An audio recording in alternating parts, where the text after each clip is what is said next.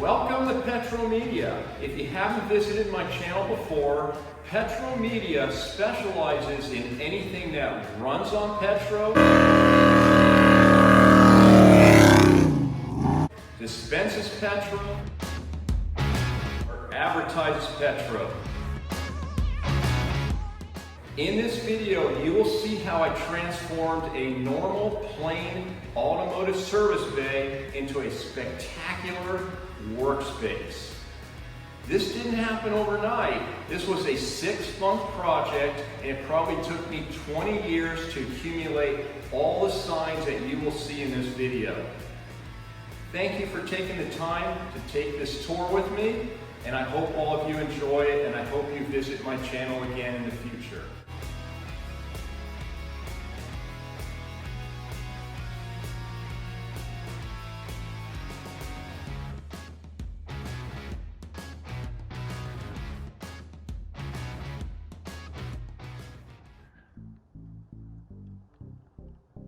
All I can say is drill, baby, drill.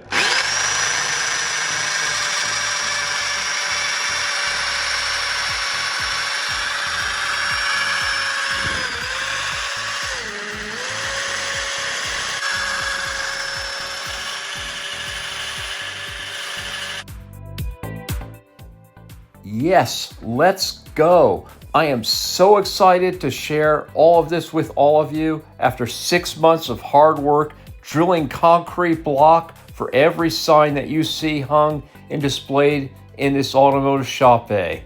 Enjoy.